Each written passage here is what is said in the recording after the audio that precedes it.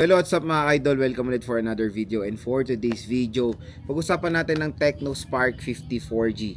Sulit ba talaga siya i-purchase ngayon 2026? Tara, check natin.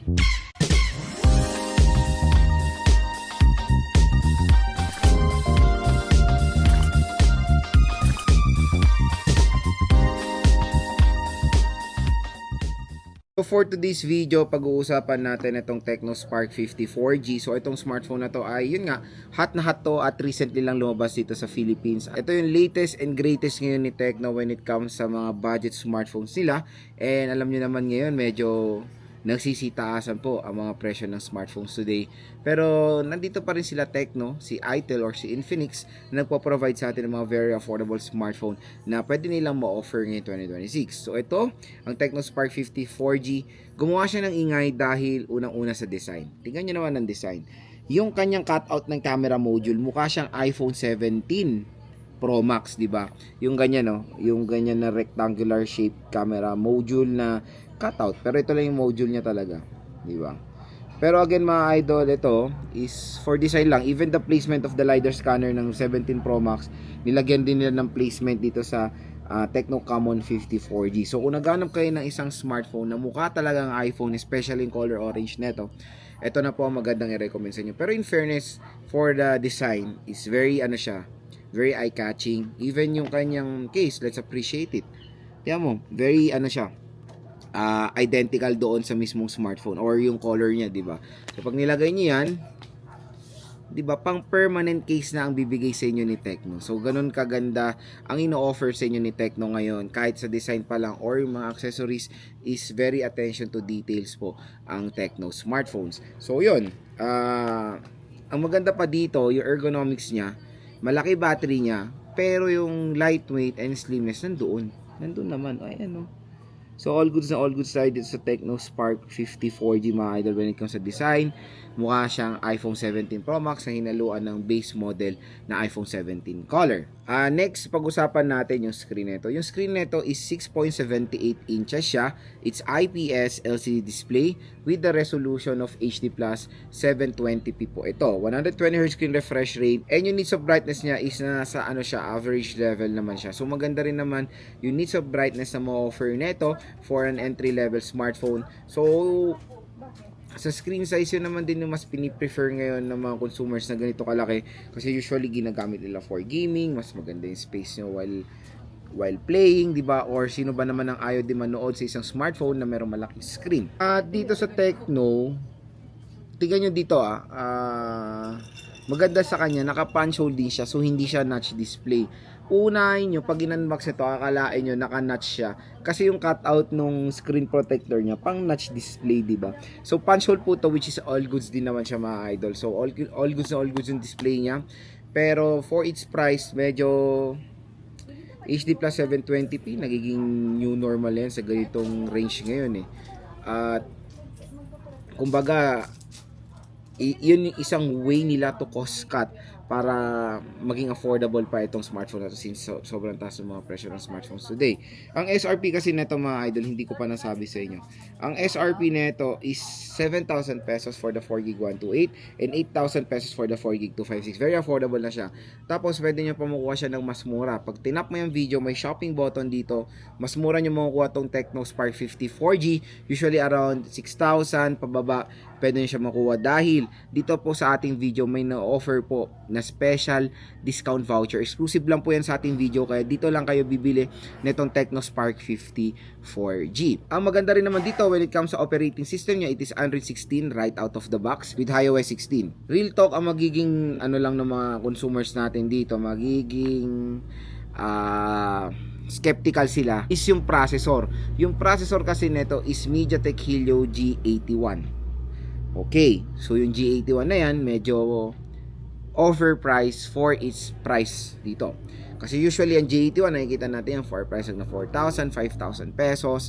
Pero kung pag-uusapan natin performance, hindi ko siya mare-recommend for solid gamers, yung mga hardcore gamers or heavy gamers natin.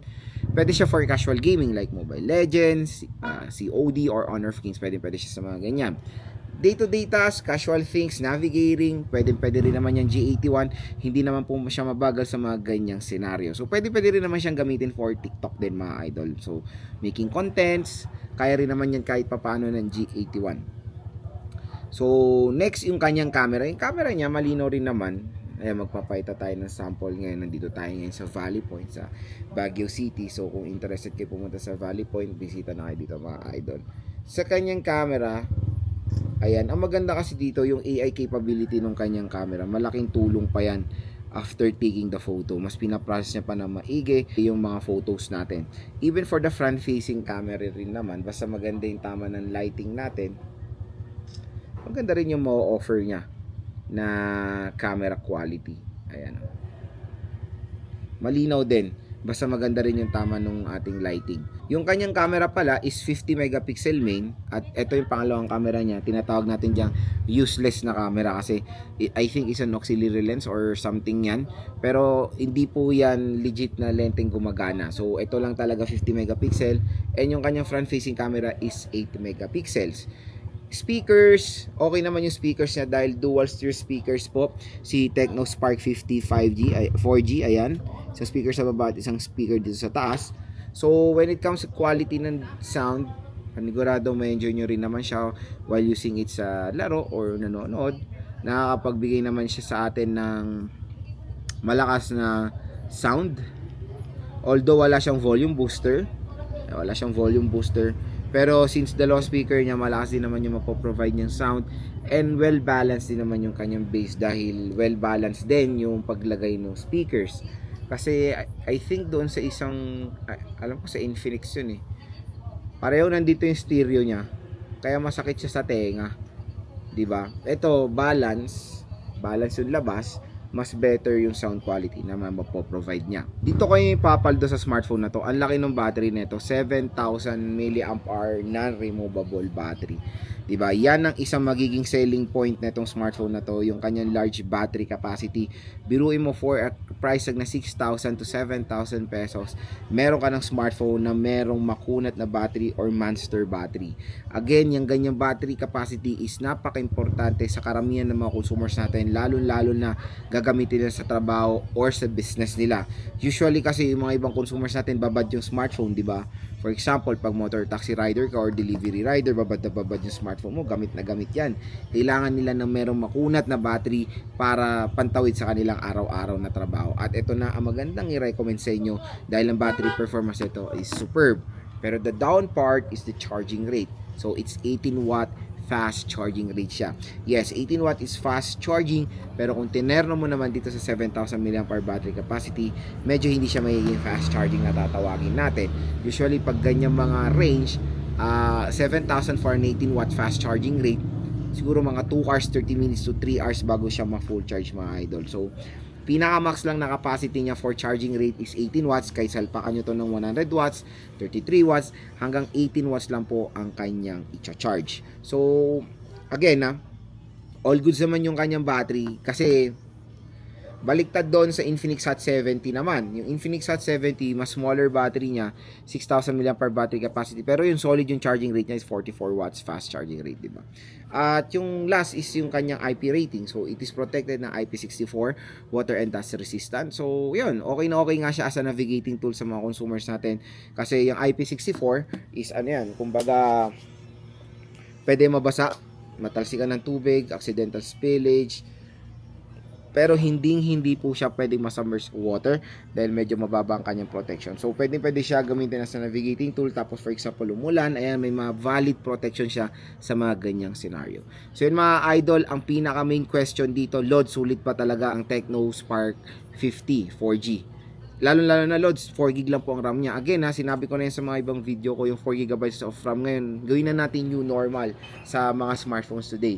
Dahil medyo mataas nga ang presyo ng RAM, nakakita na natin ng 4GB of RAM sa presyo na hanggang 10 to 11,000 pesos pa nga.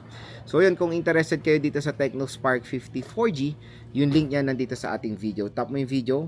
Ayan, may shopping button dito or link. Dito kayo bumili nito dahil makukuha nyo pa siya na mas mura. And no worries, official store po ni Tecno yung ilalagay kong link dyan. And yes, definitely mga ka-J-Vlog, isa to sa napakasulit din na smartphone na pwede nyo makuha at a range na 6 to 7,000 pesos. Kung meron kayong certain kind of budget pa, 1,000 piso, dagdagan nyo na lang.